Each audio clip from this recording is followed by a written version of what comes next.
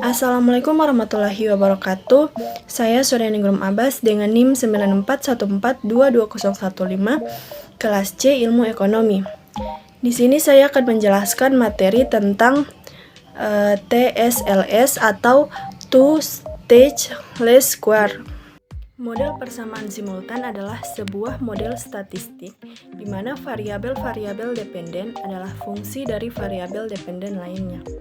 Dalam aplikasi umum, model persamaan simultan sering ditemukan di bidang ekonomi, seperti analisis permintaan dan penawaran barang, di mana masing-masing variabel tersebut adalah variabel yang dependen satu sama lain. Dalam model persamaan simultan, kausalitas antara variabel-variabel dapat bersifat dua arah. Artinya, perubahan nilai suatu variabel dapat mempengaruhi nilai variabel lain, dan sebaliknya. Contoh aplikasi model persamaan simultan dapat ditemukan dalam analisis hubungan nilai tukar dan inflasi, di mana tingkat suku bunga, PDB, dan inflasi sendiri mempengaruhi nilai tukar dan inflasi. Model persamaan simultan dapat didefinisikan sebagai korelasi kausal antara variabel-variabel independen dan dependen, di mana perubahan nilai variabel independen dapat mempengaruhi nilai variabel dependen, tetapi tidak sebaliknya.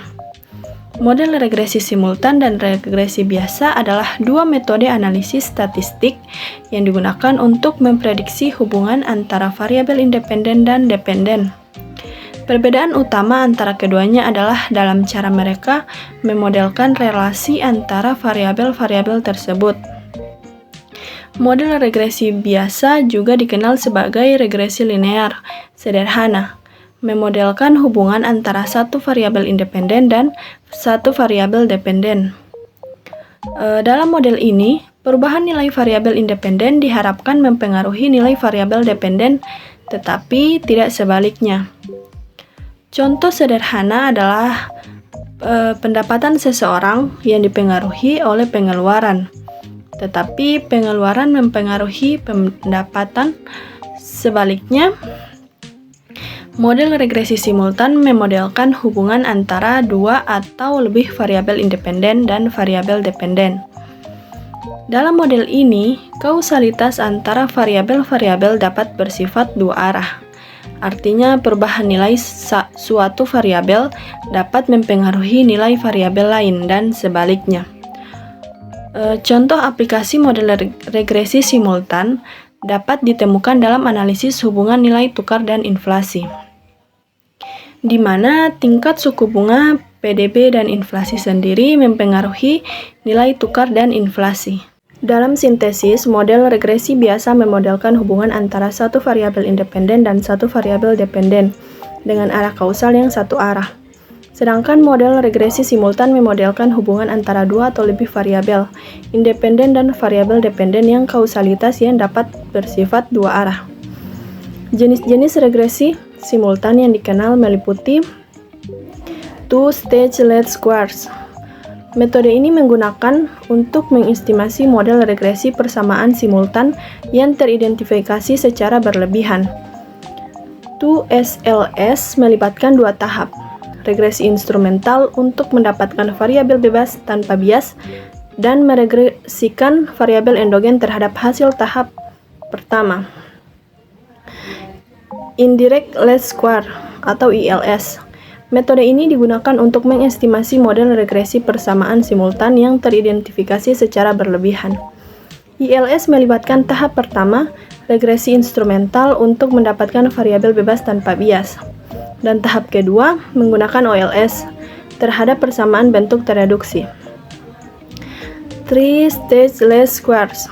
Metode ini digunakan untuk mengestimasi model regresi persamaan simultan yang teridentifikasi secara berlebihan.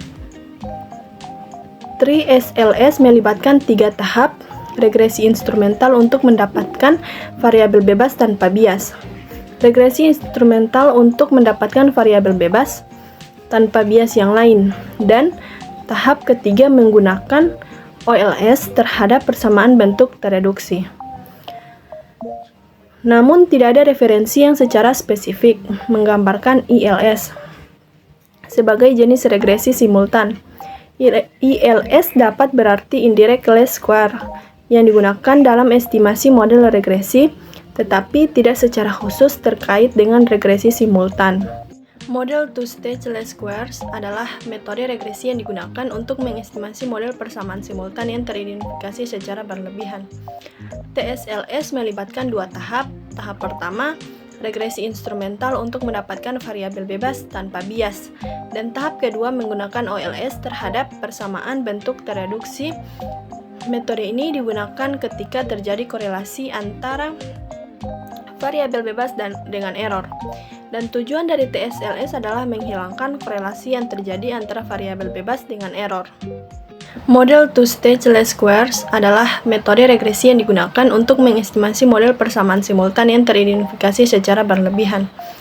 TSLS melibatkan dua tahap. Tahap pertama, regresi instrumental untuk mendapatkan variabel bebas tanpa bias, dan tahap kedua menggunakan OLS terhadap persamaan bentuk tereduksi.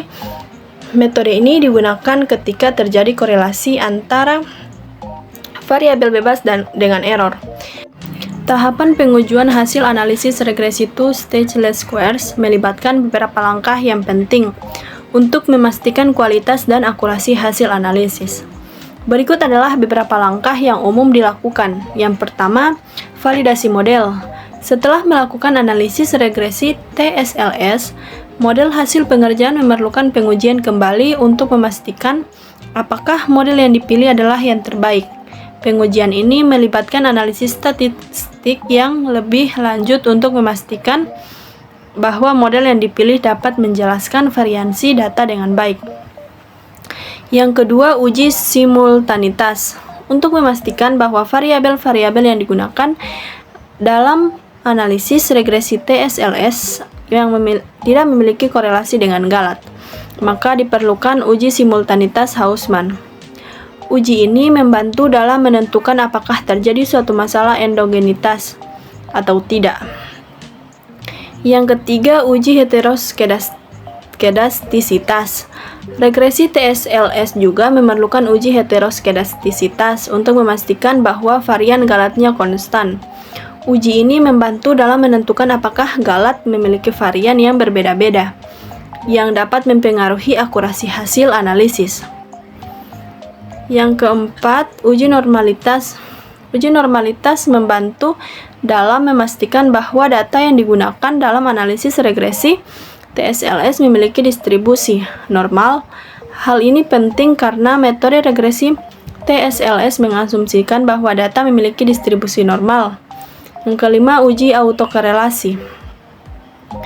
Membantu dalam memastikan bahwa data tidak memiliki autokorelasi yang signifikan.